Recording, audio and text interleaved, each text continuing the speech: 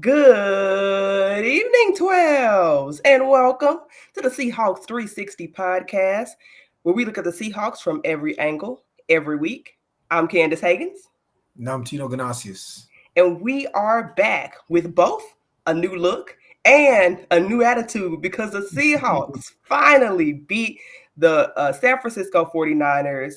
Definitely a thriller, a nail biter to the end. Gino does another game winning drive for the Seahawks. This makes his 10th game winning drive for the Seahawks under his time as a starter with the team.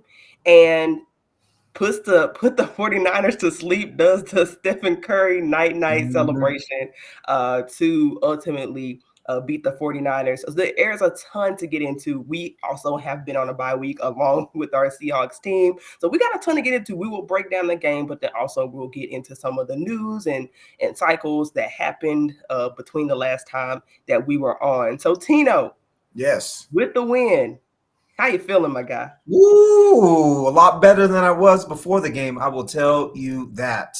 And I think there were some things that preclude or look like there's some more permanent changes that have happened that I think are really, really positive for this Seahawks organization, not just in 24 and moving forward. If you're asking my reaction, this team needs an offensive line. We saw an improved, yes, I'm going to say it for those who have listened to us prior. I trash Abe Lucas every week. The team looked better with him out there. With an offensive line that was functioning at, maybe a slightly below average, but still okay place. The offensive weapons can thrive. Geno Smith can thrive. I know the numbers weren't there, but he pulled out the win. There's that portion. The other thing I walk away with is, boy, do I love me some Ernest Jones the fourth. The dude is bad. I don't care what the PFF grades said. I saw that they were pretty low when they came out today, but man, that dude can tackle. He's in the holes. He's assignment focused. It looks like Tyrese Knight had 10 tackles in this game. We have a different linebacking crew. I think it changes the complexion of this entire defense. There's not as much pressure on the secondary. The D line doesn't have to perform miracles every week. This looks like a legitimate 3-level defense at this point in time. So I'm walking away from this game thinking we've got two of the next 3 games against the Cardinals, who are a game up in the NFC West. And this team, as provided the offensive line can hold up, is a real NFC West contender in 2024, and looks like it's going to have a even better defense in 2025. I'm pumped. And any win against the division is great, but especially to shut the Niners fans up a little bit and to knock the Niners organization down a peg. They're not the Niners of old, but they're still a threat, and they still have a very, very good defense. So great win overall, changed the complexion of my Sunday. I did not expect the Seahawks to go into San Francisco, I guess Santa Clara, and win this game. They did. I'm excited. Let's go. I'm ready. Yeah, no, definitely exciting. This is truly a signature win for not Mhm. only a Mike McDonald led team, but also a Geno Smith led team because he has yet to, I think he's had some really great games against good opponents or Mhm. very good opponents, even. We saw him win great games against the Lions, go against the Cowboys when they were good. Mhm. We've seen him have good performances, but when everything is on the line, oftentimes when it's been make or break, there's been an argument that Geno Smith has not been able to step up in those moments, despite him sort of having some statistics that speak to the clutch gene, like the 10 game winning drives that I spoke to earlier.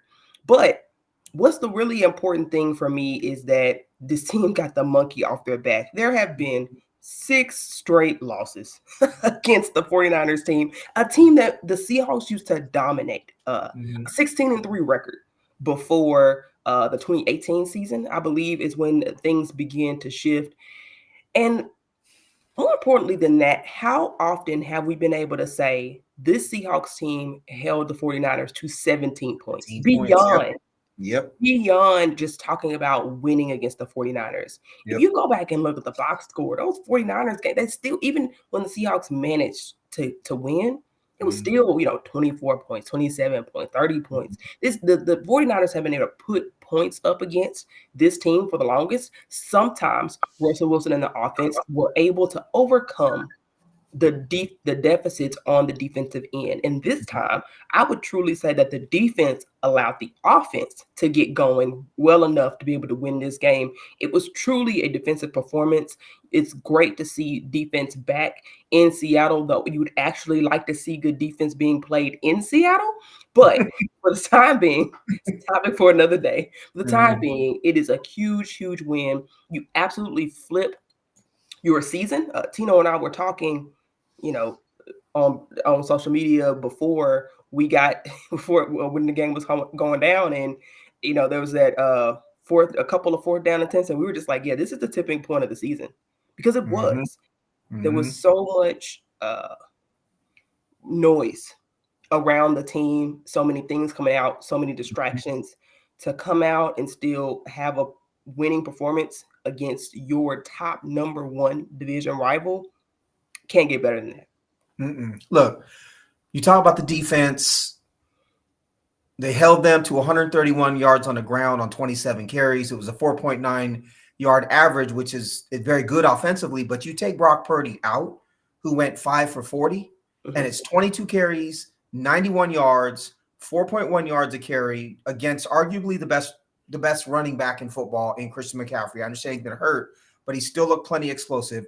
Right. But the bigger thing for me with the run defense against this Niners run game is a long of 11 yards for Christian McCaffrey. What that means to me is they were playing assignment football.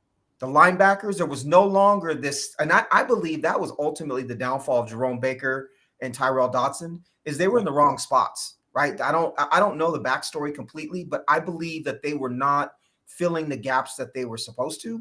And a Mike McDonald-led defense requires the linebackers to be in very specific positions all the time. Most defenses do, but this one in particular requires linebackers to do that. I think it's why you saw Ernest Jones IV come in and immediately post double-digit tackle games, is he knows where to be. So the final point with regards to the run defense for me is, if McCaffrey only had a long of 11 yards and Jordan Mason a long of 8 yards, what that means is they are filling the right gaps, not 80% of the time, all the time. We know with this Niners offense, the way that Shanahan can scheme, they can bite those huge chunks of yards off in the run game, especially with cutbacks, right, where they're doing a stretch zone or the outside zone, and McCaffrey puts his foot in the ground and takes off. We know they're capable of doing that. And the Seahawks, just to me, that is the most exciting thing from this game. It's my biggest takeaway, is those mistakes that were killing them defensively, for the first half of the season. We didn't see any of those in this last game. That's when you can start playing assignment-focused football defensively, then the offense can struggle as it did at times in this past game, and you can still walk away with the road victory as long as you have that solid defensive base to lean on. That's the most exciting thing, and the most exciting takeaway from this game for me is the fact that they were able to plug those holes and not allow any big plays on the ground. To your point, they tried to do this particular crackback block that worked in the last game, where Christian McCaffrey was able to get a huge run. I actually believe he's even able to score off of that. They tried to do it several times. And, even Greg Olsen, who is, anti-Seahawk? Anti-Seahawk for sure. Even he had to give credit and on the broadcast was like, yeah, they Mike McDonald, I think that was a score ultimately that Brock Purdy scrambled for and got the touchdown. One of those attempts was a Brock Purdy scramble and touchdown. But even Greg also had to admit they had it covered. It's just that Derek Hall was not able to set the edge. He was double teamed on the edge, and so he lost contain, and ultimately Big Jerry Reed trying to chase Brock Purdy out and prevent a touchdown is never going to go well. That's funny you bring that up, because I was watching that thinking, why isn't the dude running to go tackle him? Like, what is that's Jerry Reed. That's why. Yeah, it took me a minute. I was like, why is he so slow? Right, exactly. That makes sense.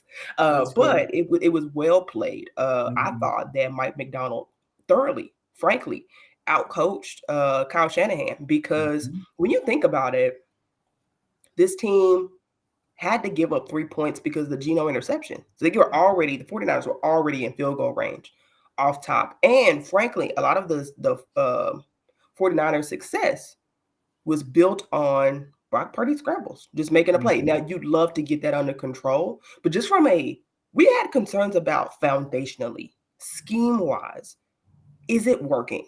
Mm-hmm. And I think this was beyond a confirmation. In fact, I'd like to go back and say in back-to-back games, that was the case because they made Matthew Stafford look pedestrian for most of that Rams game. Really just your offense couldn't come up. The defense played well and showed really encouraging signs, even with Tyrell Dodson, who's now no longer on the team. They showed promising signs even before the bye week. And so you're beginning to see what this team is supposed to be take shape.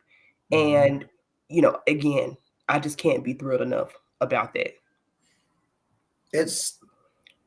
I'm stunned. 17 points. We should say, Ayuk out, Kittle out. Those are some big weapons that the Niners, were lacking.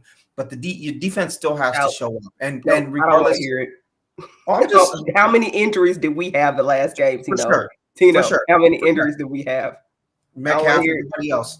No, for sure. And your defense still has to play, again, mistake-free football to be able to hold a team like this to 17 points. That is the lack of mental errors just sets you up to succeed over and over again. And if the defense can continue to do this, the Seahawks are in a really good place. Your point is very well taken, though, that there were questions about the scheme.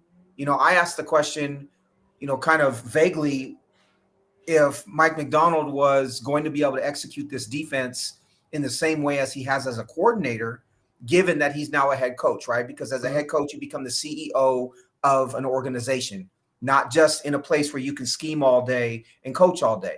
So I wondered if it was going to translate, because sometimes we don't see the head coach's specialty translate, when he becomes a head coach. And so this is very, very encouraging that this defense, that the staff was able to make corrections and teach and get the right, to get the players in the right spots. To me, as you said, the defense does work. You need the right people in the right places. The other thing that I think really needs to be said is, I've seen John Schneider get trashed a bit on social media recently, right? For some of the offensive line stuff, some of the defensive stuff. He was able to flex mid-season, send a 4th-round pick out to bring in what could be an all-pro inside linebacker. He was willing to cut his 2 free agent acquisitions at linebacker mid-season to bring in a new player and promote a young unproven guy out of UTEP. And he's taking those chances, but he's correcting his mistakes. He's not afraid to go in and make moves that are seen as, unconventional or something I think a lot of GMs wouldn't do, because you're admitting mistakes, right? But the fact that they're willing to change on the fly like that, and they have the confidence in the coaching staff to teach it, and the confidence in themselves to go out on a limb and make these moves is incredibly encouraging. How many times have you rooted for a team, whatever sport, and the GM just sits on the team and they're unwilling to change? And you slog through a season, you don't make the playoffs, your team is no good, whatever it might be, because they're inactive. They're just they're unable to actually to make changes. This is great for me. This is a great sign. And again, that the coach and the GM are in sync, right? And they're talking about the problems, and they're trying to solve the problems in the moment. They're not saying we'll address it in the offseason. They're saying, let's get these dudes out, let's bring some new dudes in, let's go. Yeah, so to me, it's huge. It's huge. There's been a fatal flaw in almost every team in the last 7 years, for sure, that I can think of, that ultimately comes to bite them. And so often under Pete Carroll, they didn't address that issue. And now, granted, they did not address the offensive line issue. We'll come back to, not really, we'll come back to that. But at least you'd like to see, granted, I will give them, the offensive line is a really tricky thing to upgrade in the middle of a season. Your options are frankly barren. And that's just the reality. Nobody's giving up good offensive linemen, so I'll give them that. But you love to see the effort and the willingness. I think ultimately it still will be, I think, even if you look back years from now, a very bold choice to let your starting linebacker go, no matter your performance. I still think They probably should have just benched him. I think that's still my take, but I think they were trying to send a message. I think I'll probably still err on the side of you could have just benched him, but Right. you know, nevertheless, I guess Well, they wanted to give him you an opportunity wonder, to start elsewhere. you got to wonder what was going on behind the scenes, right? To me, there's probably a little bit more to the story than what we've heard. I know they wished him well. I know they said they wanted him to have another opportunity. They said all the right things, but you're talking about a guy who was, we had talked about. Now, granted, it was before the season, before we saw the fit. We had talked about the potential of them extending one of him or Baker, right, after this season, knowing they were both on 1-year contracts, and we're 10 games in and they're both gone. So it's I do think there's got to be something else going on, but also, on the positive, the fact that Tyrese Knight looked as good as he did and was able to play mistake-free football as a rookie linebacker, and that Jones looks so dynamic, right? That's the way he looks. He's dynamic. He's not just making plays. He's not just making tackles 5, 6, 7 yards down the field, right? He's showing up. He looks to me like the centerpiece of that defense when you're watching. I know he may not be, but that's what he looks like to me when I'm watching these games. Yeah, no, for sure. I will say this, based on Dotson's comments when he was asked about it in Miami, he seems to still not understand why he was cut. So I don't really get the sense he was unwilling to be benched, or that he considered himself a leader in that locker room. Sure. And I think and that sort of gave me pause, and I was like, he probably just they should have benched him. I get the whole send a message thing, though. I think Mike McDonald really wanted to take it seriously, so I understand that perspective. But I do need to talk about Tyrese Knight, who I was completely down on. Watching that college tape, frankly, at times he looked bad. Now, he showed flashes, he showed upside, he showed athleticism, he showed all those things, but I saw a guy who's a downhill linebacker who struggled in coverage, which frankly I was sick of. Like, even in the best case scenario in my head, I'm like, well, he's a downhill linebacker who struggles in coverage. How many times are we going to get that guy in today's NFL? But he seems to really, the way that Mike McDonald has coached this kid up, he seems to understand where, like you said, where he needs to be. And that was his biggest problem even in college. He just seemed at times like he was guessing, and sometimes he'd be able to make a play because of that, guess sometimes. And then sometimes he would just absolutely get washed out of a play completely. And some of those reps looked really bad. And so he looked raw, to say the least. For him to be able to come in year one and show up and start, especially under pressure like this, because, and I will give my first true criticism here, we had been asking a couple of times before we got to this point why we didn't see any Tyrese Knight snaps, like why he wasn't even being given the opportunity to rotate in when we saw that the linebackers were still struggling. I still think that was a miss. I think you could have handled that better. I think there were opportunities where you could have rotated, especially with Jerome Baker getting hurt in and out of the, like, that could have been easily an excuse to bring him in, get him acclimated, because I think he would have been a help.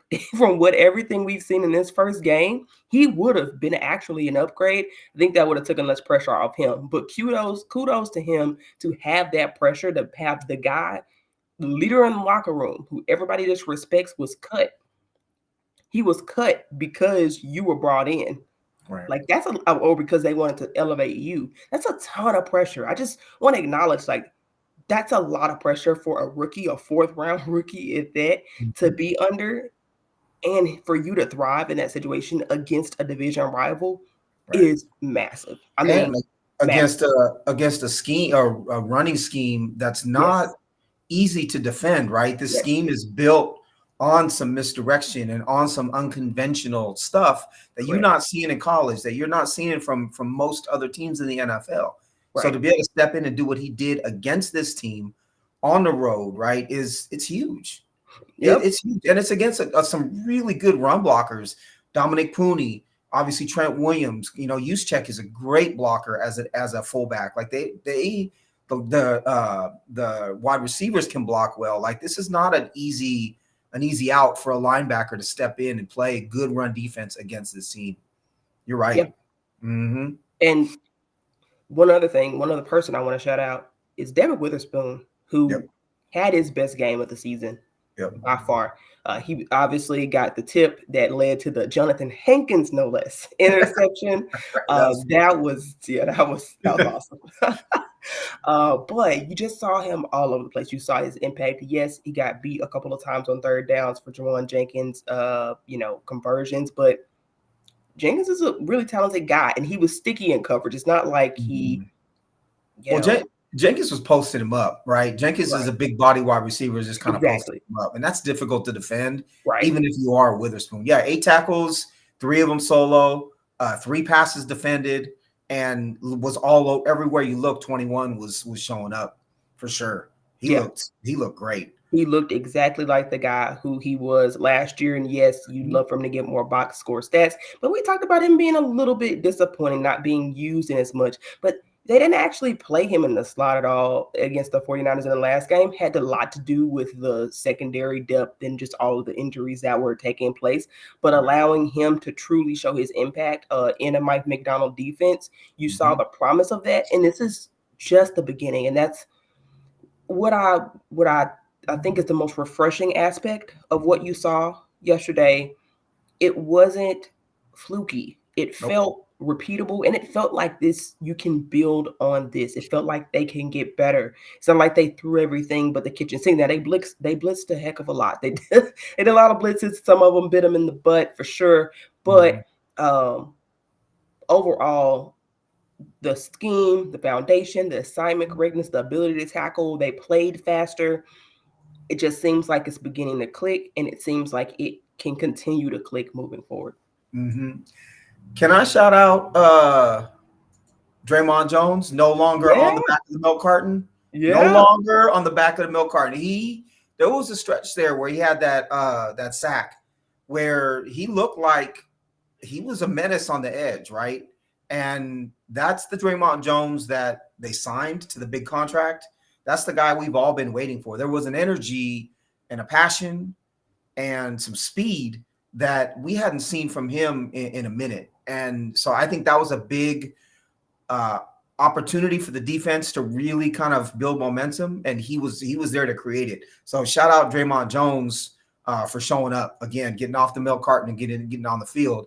The other one is the D-line as a whole, because if the D-line is not doing their job, obviously, Ernest Jones and Tyrese Knight can't have 23 tackles combined, right? Right. And the secondary gets hung out to dry if you can't get pressure on the quarterback. And it was, in my mind, this was like a Mike Macdonald special, because every defensive lineman you saw show up in some form at some point in time, right? Mafe showed up a few times, sometimes even in coverage. Derek Hall got some pressure at times. You saw 58 in the backfield. Obviously, Hankins, played pretty well, both in plugging up the run and the interception. Byron Murphy flashed a little bit. And so this is what I believe a Mike Macdonald defensive line is supposed to do.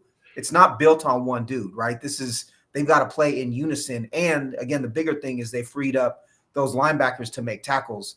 I did see a stat that I read in The Athletic. This was according to True Media, that despite the fact that, the Seahawks barely really sacked Purdy in this game, that Seattle ranks top 10 in pressure rate in the NFL, but has a pressure to sack percentage that ranks 25th in the NFL. So as you and I had talked about on previous episodes, this is a team that is getting pressure on the quarterback. They're just not necessarily converting. But you saw in this game that the pressure that they got on the quarterback was enough for the defense to really perform well, that it wasn't necessarily about the sacks, but Purdy was not able to pick apart the secondary. He didn't have enough time.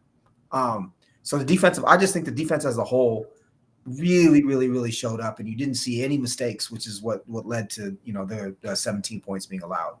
Yeah, no, for sure. That's a great point for sure by you. And I'm team pressures over sacks. So, I mean, we've seen guys like Darrell Taylor come in and get numbers, but just not be able to impact the game. If I had to pick a poison, I would rather constant disruption without finishing the play. I mean, in an ideal world, you'd love both, right? And obviously, you hope that they get there. But I think that this is it's sustainable to get pressures and eventually get those sacks than to get sacks but not be able to have consistent pressure. So we've seen Pete Carroll teams with that problem where they could get some sacks, but the pressure. If they didn't get a sack, then it wasn't any pressure, and so they would ultimately get dinked and dunked down the field. Because some quarterbacks get the ball out fast. The solution to that, if you're the offense, is just get the ball out quickly, and it'll take care of itself. But if you can get pressure, it affects even those quarterbacks who will get the ball out quickly. So I was just about to say that the modern day NFL, you don't have the traditional 7-step drops from under center, right? These long developing routes. We don't see that as much anymore. And if we do, we see it off platform, right? Where they're moving the quarterback, left or right to set up the pocket elsewhere, because we all know, modern day offensive lines can't hold up for that long. Right. And so, the reality is we're not going to see the same, you may see the same big sack numbers from the most talented dudes, but you're not seeing, pressures are more important because offenses are able to scheme around allowing sacks. I think that's a great point by you. Yeah. Okay. Anything else that we want to cover on the defensive end before we move over to our less exciting part of the? I'm ready. No, I'm ready to go offense. Let's go. All right. You can't talk about this offense without starting with Geno Smith, who had a very up and down game, to say the least. And who, frankly, has been kind of up and down for some time. I am a Geno apologist. Hello. That is me. But even I was sort of getting like, okay, Geno, at some point, dude, I know you're under very high circumstances, but it also can't be everyone else but you. You know what I mean? Right. Like, I was kind of getting to that point where for a long time, I think he legitimately has reasons to like not have an audience or like not have support or like around him, the how the team is constructed, the offensive line, injuries, coaching has been a question. Shane Waldron just got fired, so proof to that. That's been a challenge. So I've always defended that his circumstances were not the best, but at some point, like also you have control, you have the ball every snap, and so some decisions and some things that he did were just becoming to be inexcusable. And he had another inexcusable moment by throwing a completely unnecessary pick. He rolled out of the pocket. I'm guessing he was trying to get it to JSN, but it absolutely airmailed it, and it just went straight to a 49ers defender. Tough watch from him, but he is also, for all of the flaws that Geno has shown, it's one of the most resilient guys, I think, in this league for sure. I would give him, people would think I'm crazy to say this, but I would give him a Patrick Mahomes-like resilience in terms of just ability to turn on a switch and still, when it matters the most, win the game. Now, he's not done that on nearly the same stages that Patrick Mahomes has. Obviously, we're just talking about regular season games here, but he's shown that ability and like that trait. And so for him to have 2 back-to-back drives to score and ultimately have the game winning touchdown himself, like he just ran it in. I mean, he just saw nothing was there. And I love seeing Geno get out of the pocket and scramble, just because it's so sudden, catches you off guard every time, and it's so effective when he does choose to do it. So shout out to Geno for being resilient. He truly did lose the team that last game. He just threw too many picks, too many mistakes, wasn't able to overcome it. He owned that. He took accountability for it, and he ultimately bounced back in the end. He's a fighter, right? Yep. And his story, his NFL story is that of a fighter, because, he was a potential number 1 overall pick heading into his final year at West Virginia, and fell to the second round in the draft for, a lot of different reasons. He didn't perform as well as they thought he would, but there were questions, what type of quarterback is he? Is he a running quarterback? Some of them were kind of stereotypes, from my perspective, but he bounced around Giants, right? Jets, and settled in with the Hawks as a backup. And now, with his opportunity, I think when you have to fight for your opportunity in the way that he has, and you have to fight against perception that, what he is a cerebral, accurate quarterback. And that's not what anybody talked about or thought of him before he was a Seahawk. And, he's one of those quarterbacks that is going to make mistakes. He's not going to be perfect. Yep. And he's going to have, times where you want to pull your hair out because he's doing something that he shouldn't be doing. But the reality is he's a winner. The reality is he's resilient. And if you're able to protect him, and this is what I have in my notes, if you're able to protect Geno Smith, he is a very, very good quarterback, a well above average quarterback. To me, what this game said is Geno Smith is not the problem. Geno Smith is not the problem with this team, right? Geno Smith can get you, I think, deep into the playoffs. I won't go as far as to say that he can win you a Super Bowl, unless this defense is, the what is it, the 01 Ravens or 2000 Ravens, whatever that defense was. Yeah. But he's not the problem. If you can protect him, he is not the problem. And part of it was Lucas was back. I grant you that. But a lot of it, where I saw the turnaround for this offense, was when Nick Bosa went down. Nick Bosa goes down. They can protect Geno. Geno brought him back. The other point, and you brought it up, you beat me to it, because I've been calling for it, is Geno can run, right? There's no doubt that when he decides he wants to go, he can go. And that's what he decided to do on 2 different occasions on that final drive. And to me, that's what won the game, was his ability to run, not like an average quarterback, but like a really young, fast quarterback. But yeah, props to Geno, man. He's a fighter. He's a winner. I will take him as my quarterback any day of the week. I think there are better quarterbacks out there. There are more talented quarterbacks out there, but there are not a lot of quarterbacks that have more heart than Geno Smith does. And I think that was very much evident in this game against the Niners. Yeah, I think I still agree with you. I think, especially after a tough, right now he leads the league in interceptions. And so want to acknowledge that. But also he leads the league in pass yards. And so I don't think that while I do think you can still have a high passing offense with Geno Smith, I think this is an extreme version. And obviously if you put him in the extreme of that situation, obviously that's going to come with mistakes. I think it would come with less mistakes if he had protection. But I still do believe that there is a top 10 quarterback in there. Now, can he be top 10 all year? I'm not sure. But I know that he can be top 10 when it matters the most. I know we've seen him be able to do that. I think that there are going to be ups and downs with the quarterbacks. And I want to caution the crowd, because the sexy, romantic thing is to draft a quarterback, to have that a rookie contract, to have you be able to win with that guy and be able to put a team around him. And frankly, this fan base has been a little spoiled because they have had consistent quarterback play for years, almost now approaching decades at this point. Russell Wilson, though he had his ups and downs, was an elite quarterback for most of his tenure with the Seahawks. I think I'm not gonna say Matt Hasselbeck was elite, but I just think there's been a stability at that position. He was above average. Correct. There's been stability at that position, and I think people forget the real pain. Look how many quarterbacks that people wanted us to draft that haven't worked out. There was the Will Levis movement. There was the Malik Wilson movement, I think. There was Desmond Ridder was also a really guy everybody wanted. Even the guys who are highly touted, the guys that you have to tank for. Trevor Lawrence is struggling. Anthony Richardson, who so many universally people wanted Anthony Richardson. Look how he's struggling right now. He looked good this week, though, boy. He did look good this week, but he has struggled. He has struggled largely and was benched. And so, what I'm saying is, would you love to find a quarterback better than Geno Smith? Would you love to find the unicorn? Yes. But to me, is it worth it to waste the prime of a really talented young roster, taking flyers and wasting a minimum of 3 years at a time, hoping that a guy works out? Right. I'm not sure that it is. I think that you, frankly, are better off building on what you have, given that he does lead the league in interceptions. My hope is that you can still get him at a fairly cost-effective rate. And just keep on. If you happen to land somebody that can compete with him, great.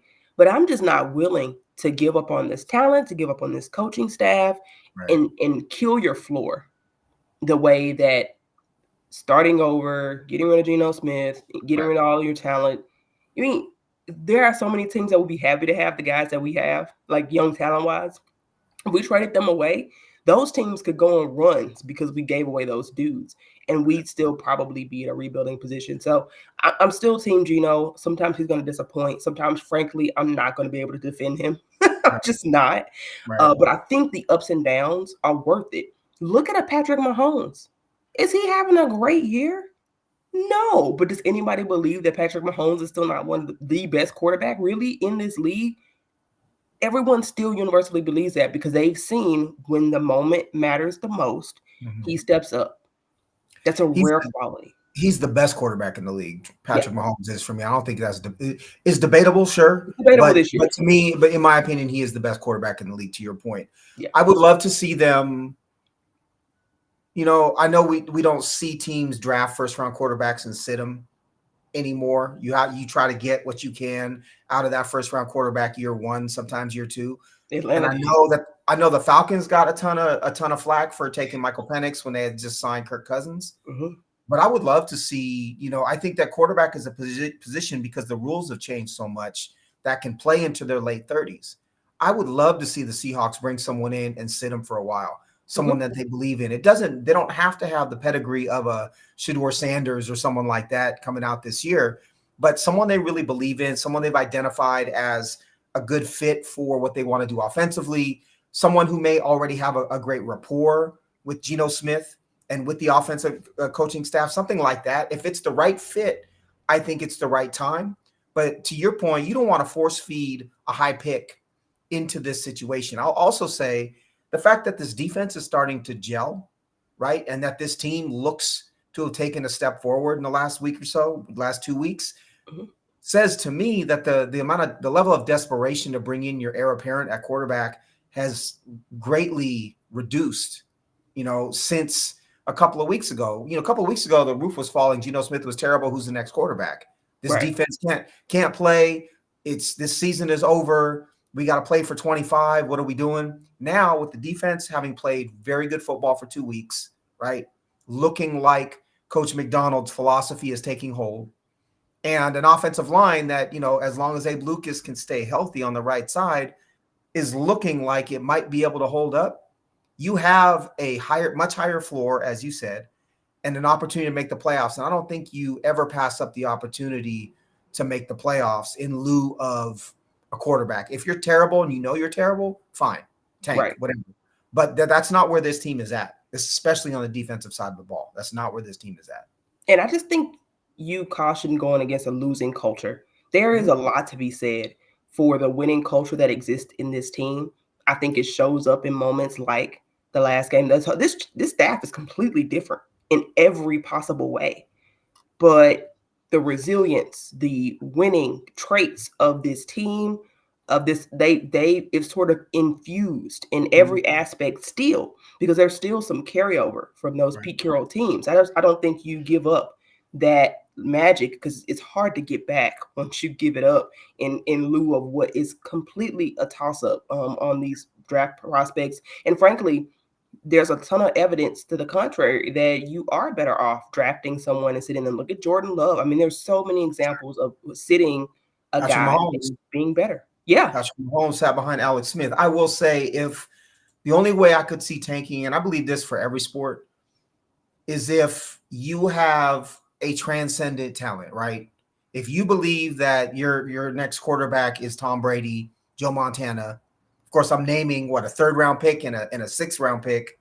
But if you believe that those guys, that's the guy you're targeting, and your team is terrible, then yes, I think there is an argument to make. But outside of that, how many of the quarterbacks, if I'm just looking based on quarterback rating right now, look where these quarterbacks. So Lamar was bottom of the first, but how many quarterbacks went below Lamar, right? Lamar wasn't identified as a transcendent quarterback. He was identified as a different quarterback. Jared Goff, who was a number 1 overall pick, but did not perform like a number 1 overall pick until, Sean McVay kind of taught him. And even now, I don't know that you would say he has the talent of a number 1. But he's in a very good offense and he's accurate. Exactly. Now, Joe Burrow, yes. Joe Burrow, I think, is a legit 1-1 overall guy. Derek Carr, Baker Mayfield is not playing like a 1-1, right? Herbert went high, but then you got Hurts was a 2. I don't know. I think that there are a lot of these guys are first rounders, but not a lot of these guys were necessarily surefire all pros, right? And there is no surefire, because they said Caleb Williams was surefire, and Jaden Daniels is outperforming better than him for sure. Yeah, by a mile. Trevor Lawrence was the other guy. Unless you are so passionate about a talent, right, that you truly believe this is a no-brainer, all-pro type quarterback, it doesn't make sense to mortgage your immediate to acquire, because it takes 3 ones now to move up to a place where you can take a quarterback in the top 5. Right. I think you're right. You roll with Geno. Maybe you sign Geno to 2 more years. And what is he? By that point, he's 35, 36 years old. And you see what you have, right? This is the opening of the Seahawks championship window. You start to try to identify your heir apparent, but there's no sense of urgency in identifying the heir apparent, right? You don't have to do it this year. I think that's what the success of the Seahawks thus far this season, specifically most recently, says about their future at the quarterback position is it's buying you some time to figure out what's next, which I think is great. And speaking about what's next, I think our obvious next step for this team moving beyond this season is fixing the offensive line. Oh, yeah. Let's talk about that. Because Geno, as we know, if they're going to keep him, if they're going to move forward with him, he needs support, man. Like any quarterback does. I wouldn't put any rookie in this situation. Like seriously, I wouldn't. But there was a lot of changes. We talked about the Tyrell Dodson cut over the bye week. Also, the big breaking news that happened over the bye week was a Connor Williams retirement. The word on the street is that was for personal family reasons, not because of his ACL situation, but frankly, he looked rough out there and he was just not able to hold up in a lot of areas. He struggled across the board. And so they gave the task to Olu Atimi, your guy, Olu. And he held up pretty well. I really, frankly, was terrified of the results because they were super down on him in training camp. I mean, that Connor Williams that move only exists because Olu struggled. He struggled in the preseason, frankly. He struggled in training camp. He just wasn't able to. The thought was that he just didn't have the power at the point of attack that they needed. But in the staff's defense, they didn't have anybody else to compare it to. And so it seems like Connor Williams probably ended up having the same issues, but they did not know that upon signing him. They expected him to be more like what he was on tape. And if that's the case, then it would have been a huge upgrade from Olu. But given what Connor Williams actually put on tape for the Seahawks, Olu probably is as terrified as I was seeing him go out there and actually do some pretty good things. He had a couple of really good plays. There was a botched snap for sure that had me in a panic, and I was like, "Oh Lord!" I messaged Tino and I said, "Oh, this is about to be a nightmare," because I thought it was more of the same, right? I thought it was more of something to come, but it was just a one-off that one era. And Geno had some ownership in that botched exchange as well, but he held up very well. He got out to the second level a bit too, which is something that we've been needing from the center, right? Is he was able to get out to second level and block a little bit. And I'll transition for you because you were about to do it. When Abe Lucas can hobble out there, he can hold his own. He can hold his own at right tackle. He's a talent, right? He's not, there is a huge talent difference in Abe Lucas and the replacements at right tackle. I think that, you saw that Jarrell is physical, but he's so rough around the edges, so unrefined as a technician at right tackle that he's not the answer right now. He might be 2 years from now, but he isn't right now.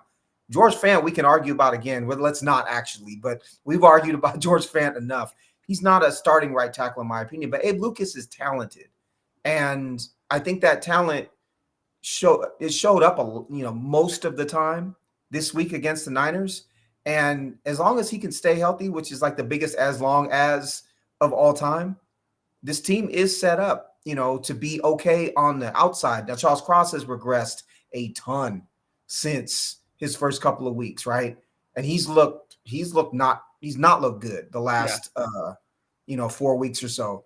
And the interior is trash, right? The whole interior needs to be remade completely. You got to make a decision. Is Christian Haynes actually going to be good? Are you actually going to allow him to play right guard, or was that a blown third-round pick? We know they need a new center, right? They're going to need a new center, whether it's signing someone or drafting someone. They need a new center. And Laken Tomlinson is only there as a stopgap for whatever the next, left guard is going to be. So you've got at minimum three, I think, 2.5 to 3 offensive line positions that must be addressed. And I would also add that Abe Lucas is, are you going into next, say Abe Lucas plays 3 games and is out again. That's being generous.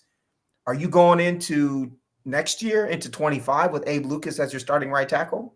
Or is Abe Lucas we're lucky if we do get him back. We got to do that right tackle. We could slide into guard.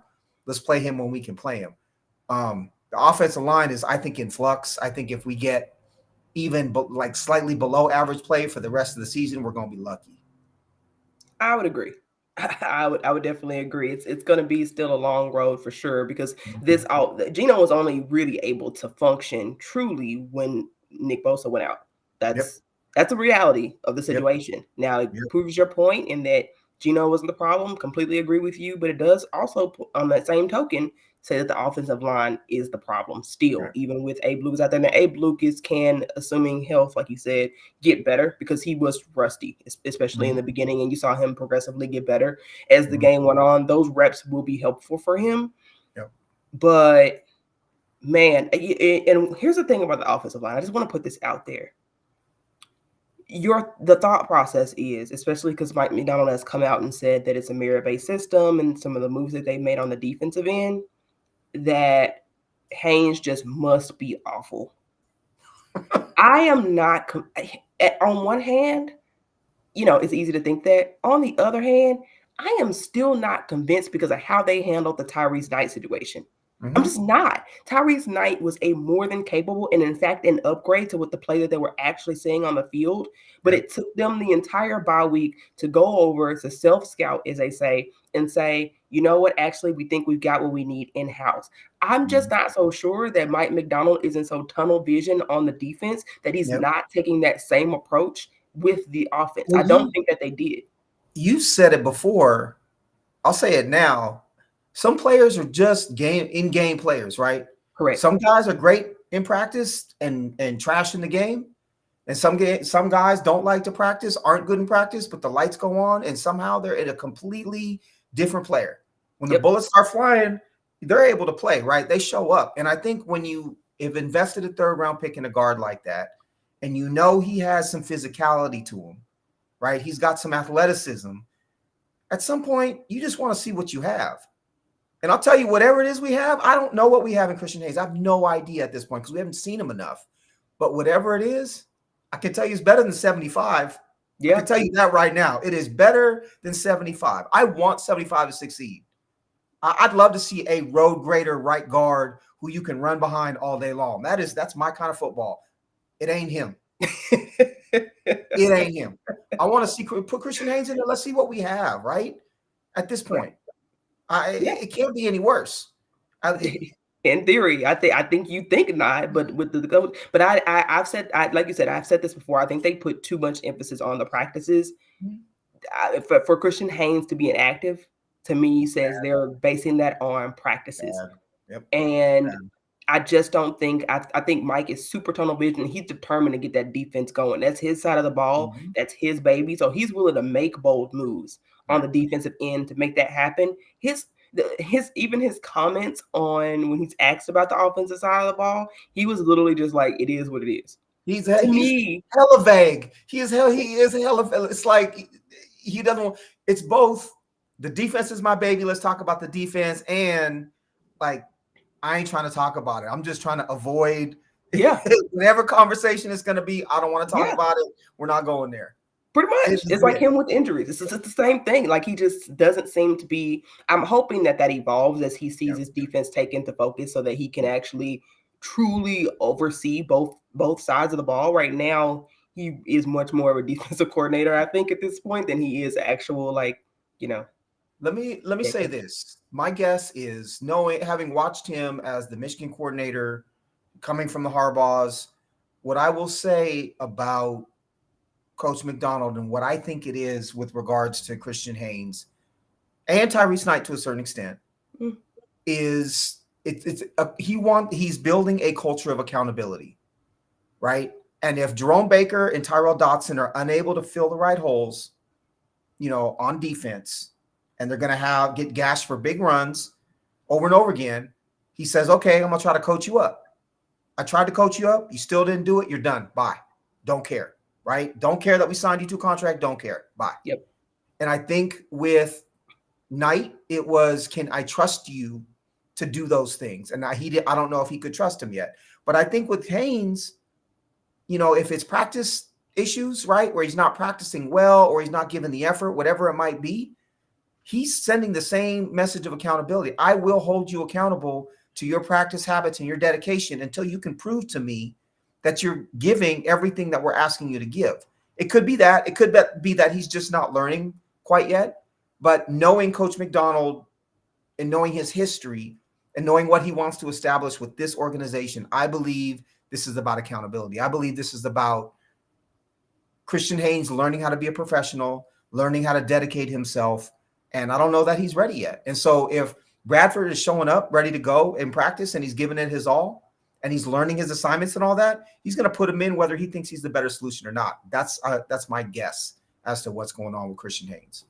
I think that's a pretty good guess. I think that's a good theory, and I could go along with that theory. If that is true, I would argue that does accountability then not fall also to Anthony Bradford, and are we just basing it on practice habits, or are we actually basing it on the game? Like, who are we? Like, are we picking and choosing who we're holding accountable? Because that's what it seems like. If that's the case, it seems like we're holding our vets accountable on the defense, and we're holding our rookies accountable on the offense. Is really what it seems like. If that's the case. But I can see how in his mind it will be consistent across the board. But again, it just goes to that he's going to be biased for defense. So he doesn't care whether you're a rookie or a vet on that side of the ball, where he does care. I still think he has a little bit of reluctance on rookies. I think he's probably a little old school in that way. And so he's used to rookies earning it.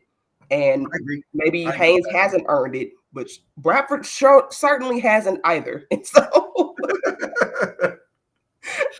So that's where for those of you who are listening, who are new listeners because of the transition to BlueSky, whatever it might be, I'm gonna tell you right now that Anthony Bradford was like our favored son compared to Laken Tomlinson coming into this year.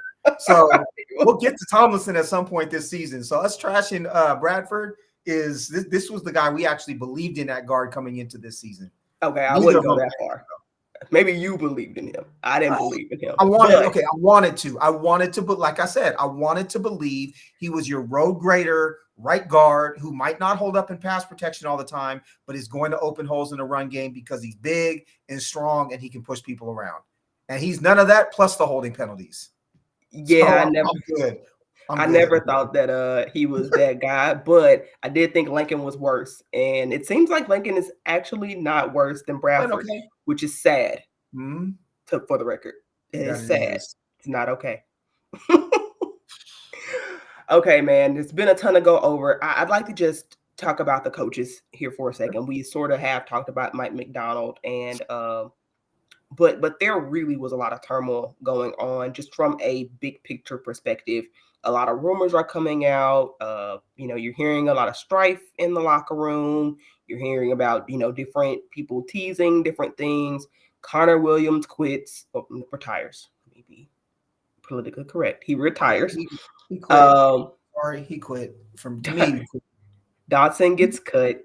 Mm-hmm. And I'm just wondering, I mean, what in the heck is going on in the locker room? And the vibes were just bad. So for this team to still rally shows that this team is still bought in. Really high still on the Mike McDonald choice, though. It got shaky for a while there. This game proved it to me. I did not think he would be able to prove it to me in this game. Genuinely speaking, going into this game, I expected a loss. And I expected if they were going to rally, it would be more of a like against the Cardinals types of things where they would eventually make a run and begin to galvanize, but it would probably be too little too late. Mm-hmm. It's more what I was thinking as a best case scenario. Mm-hmm. This has solidified my thought process. However, it has also solidified for me that I don't think Grubb is the guy. I'm ready to give up. I'm ready to throw in the towel. I'm just going to be honest. I don't think Grubb is the guy for this team. Not saying he can't make it in the NFL. I won't go that far. But I think for the timeline that this Seahawks team is on, I think it will take too long for Grubb to adjust.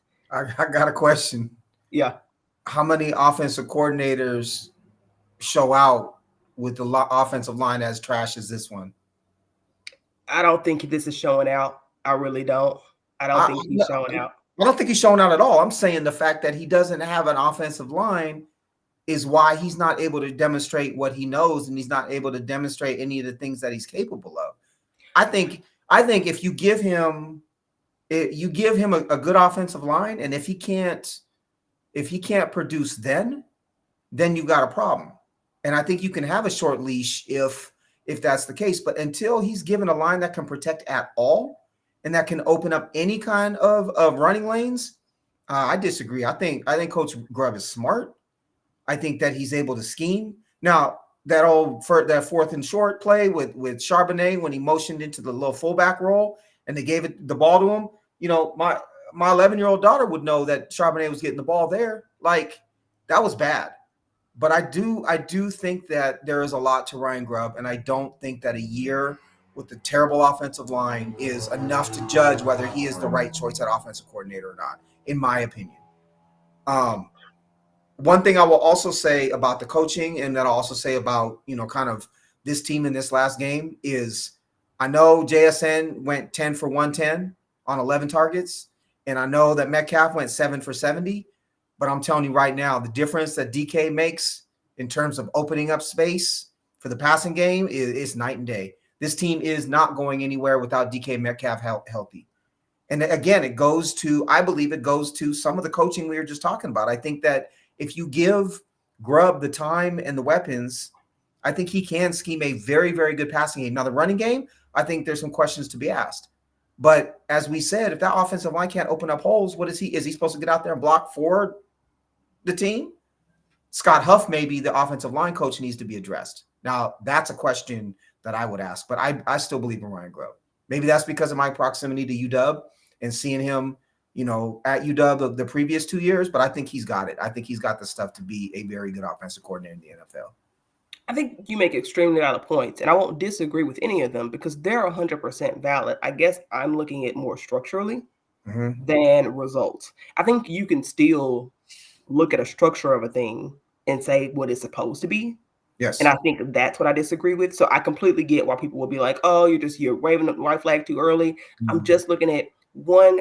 I don't think it's sustainable to play out a shotgun the way he does. He doesn't vary his formations nearly enough for me. And even if he changes that slightly, how many teams are then going to get film on all of the shotgun plays? And then I just think it's going to be harder, even with a better offensive line.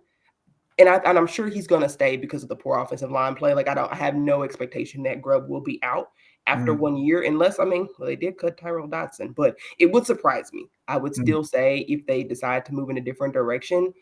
But I also think that I don't think that Mike McDonald and Grubb ultimately want the same things, because Mike McDonald does want a physical team, and that's just not what a Ryan Grubb offense is going to be. I think we've seen enough to know that it's going to be very pass oriented, that it's going to be he doesn't have a nearly enough design in terms of creativity in his run game plays or design. So far. And I think he has had to throw the ball out of necessity because the team has been down early and because the offensive line can't run block, right? So how much of it is necessity and how much of it is philosophy, I think, is a question worth asking. I think that's a valid question. I also think even in your passing, you can be more diverse. If you know your offensive line can't do anything, you have to have an element of surprise, right? Right. This team made no changes. This offense made no changes from the bye week, really, except for just getting DK Metcalf back, which does make a big difference. Getting Abe Lucas back, which does make a big difference. So personnel changed. I even saw a couple routes. I've seen a couple routes. It's not been excessive or anything that I felt like was make or break, but I also feel like I see too many routes where the spacing isn't good between the routes that are run on the wide receivers. I saw there was a play in the second quarter, I think around the 9-minute mark or something like that. I put it in my notes where Gino ultimately he threw the ball away because it was coverage, like everything was covered, but everything was covered because Lockett and DK were all together, right? in the same area, and I'm like, And that's not the first time I've seen that happen. I've just sort of given a little grace, but to see that happen after the bye week is pretty concerning to me. We should not still be seeing wide receivers near. I mean, there's just not enough spacing. It makes it easy to defend. Well, And yeah, just I also, again, you know, structural things. right. Under center, play action. Gino's one of your best play action Yes. quarterback. And even when they do, they've started to incorporate it a little bit more, but it's super predictable because every time they do under center, it's either play action or it's a run. It's super easy to defend. You literally can't have a functional offense in any setting with those operating. Well, So offensive line. You took the words right out of my mouth, because what I was going to say is I believe – so I see a lot more under center again in the NFL than we did, say, a couple years ago. Mm-hmm. A lot more quarterbacks playing under center. And personally, I love it because I think it makes you a lot less predictable. Right. And it, we all know play action from under center, especially with any kind of rollout, can truly make up for a terrible offensive line, right? You are buying if you execute it correctly, you are buying your quarterback time. You are buying your offensive line time. You just are. Now you have to execute the run a little bit to get there, but that's something that they're not really utilizing. And you can still roll like 3-step drops, 5-step drops, right? Quick throws to the outside. You're not limiting yourself by being under center. And I think that's something that I would love to see from him, because this running out of the shotgun is it's not my thing, right? I don't think you're setting them up to succeed. And there's just, as to your point, there's not a lot of variation. I brought up on a previous episode the way Tom Moore used to coach and call plays in Indianapolis with Peyton Manning. And they were running out of the same formation over and over again. But you had so many variations of plays out of that one formation that it killed everybody. And there was no predictability. The other thing you can do is you can use motion, as we've seen a lot in the NFL, to identify coverage pre-snap, right? And I don't think we see that from them enough. I think we see some of it, but defenses are learning how to disguise a little better too. But you have these tools that the McVays and the McDaniels of the world are utilizing and are getting out in front of, that allow your quarterback to see more of the picture immediately, and artificially buys your quarterback time, where you're not simply reliant on your offensive line to be able to protect, right? You're helping them along the way. We're not seeing that from Grubb as much as I think we should. I also think utilizing things like screens. If your offensive line can't block, throw a little lob screen pass over their heads. Let them run at the quarterback, right? We're not seeing that kind of thing nearly enough either, or variations on screens, right? Bubble screen to JSN or to Lockett, or, middle tight end screen sort of thing. Like, let's just vary it. Even if you're not force feeding your weapons completely, let's spread the ball out and dump it off quickly to different players. So I think there's a lot of things. To your point, there's a lot of things that he can do that can make this offense better that we're not seeing, that are purely coaching things. Yep. And those are all points that I look to as well. Like you said, the variant, you don't have a run game to lean on. To me, there's no excuse not to be trying to. They talked about stretching, having blading. You had to defend every blade of grass, and I just haven't seen them stretch a team horizontal. It's been all vertical, right?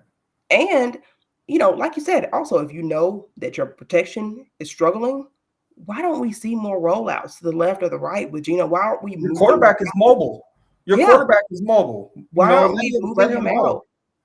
Or in the running game, give me some Brady Russell. Let's line Brady Russell up in the backfield. Let's give him a lead blocker. Or let's run some power stuff with Charbonnet in the backfield with the lead blocker. And let's see if we can run some teams over a little bit. Whatever it is, let's vary it. Let's try some new, let's experiment a little bit out there, because it is very vanilla to me right now. You're relying on the athleticism of your wide receivers. You're relying on your quarterback way too much, and you're relying on an offensive line that is way below average in the NFL. Now, I will say I've seen some cool designs. I've seen some cool design concepts that he's done in terms of getting wide receivers open, in terms of getting DK in particular open. I think he's done a really good job of being inventive in that way, which is something we used to complain about. So I'll give him that. It's not like I don't think his offense applies at all to the NFL, I think there's just a huge learning curve again. And I don't know that I want the Seahawks to be the team that continues to experiment with that. I'd love to for somebody to have a variety of NFL concepts already made with his ability to adjust in game is still, I think, very good. In fact, it shows it is because he's never had a touchdown on an opening drive, which to me speaks to the lack of inexperience. And yes, that will get better eventually, or the lack of experience rather, and that will get better, obviously. But how long? He seems to adjust very slowly. I'm guessing that we see a different Ryan Grubb and a different offense in 2025. And if it's not different and it's not better with an improved offensive line, which I'm assuming will happen, then I think the conversation looks different. But I think until we see what he can do with the year under his belt, making adjustments in the offseason, having a year worth of film to look through and decide what he's done well and what he hasn't, I think you give him that opportunity. The other thing is continuity, I think, is very important as well, especially with the new program. And so, having the same offensive coordinator for a couple of years, I think benefits everybody involved. I hear that. That's fair. And I'll give all those things. But for the record, I have no belief that Ryan Grubb can get this offense to even be close to what it was. Frankly, even under as bad as Shane Waldron was, under Shane Waldron. And I feel like Ryan Grubb might be the anti-Brian Schottenheimer for like good and bad. So like his ability to adjust in game is better, but his opening scripts are way worse. And while Schottenheimer was very predictable in his power run game and leaning in that too much, it seems like it's the opposite. I'll continue to monitor that, but it seems to show anti-Schottenheimer, but like on a more watered down NFL level. And so like it's pro concepts, but not necessarily an NFL offense, if that makes sense. Like I still don't know that there are certain nuances that just aren't being picked up, I feel, that need to be in any sustainable NFL offense. We'll see. I just want to run the ball more. I just want to run the ball. I agree with you. Actually, I'm with you. I don't think you can live like this. I want them to run the ball more because I think running the ball more gives you less predictability, establishes some physicality, or gives your offensive line the opportunity to establish some physicality. You become a more balanced, less predictable offense, which takes pressure off of Geno Smith, right? There's just a lot of things that can happen. You can start to run play action a lot more, and there's a real threat by running play action. I don't know. You know me. Those who haven't listened, who are new to listening, I believe in the running game. I graduated University of Michigan. Obviously, the Big Ten is a big, you run the ball in the Big Ten. And, not talking about Ohio State. They can go, where. But I think the Seahawks would really benefit from running the ball more. And I think the more they run the ball, the better they may get at it. Because as of right now, they can't run the ball at all. Yeah. No, definitely 100% agree. We'll see if they make some of those changes. I am not particularly optimistic. I just want to also throw out really quick, free my guy, Kenny McIntosh. I'm sick of seeing Charbonnet run for 0 yards. I don't know how much worse they think Kenny McIntosh is going to be, but my guy, when he has been given the chance, has actually looked way better than Jack Charbonnet. I'm just going to put it out there. I understand in theory what Charbonnet is supposed to be, but like Anthony Bradford, he ain't that. Okay. So I think that is all. Still ton to get into. This next week will be extremely interesting because we will have we got the game against the Cardinals coming up next. We'll play them, like I said, two out of the next 3 games. So I think the division is right in front of you, and it started last week or yesterday. But right now the Seahawks control their own destiny, and if they can show up when they need to show up, they will continue to control their own destiny. It's a great place to be. So, Tino, things have changed. Tell the people where they can find you.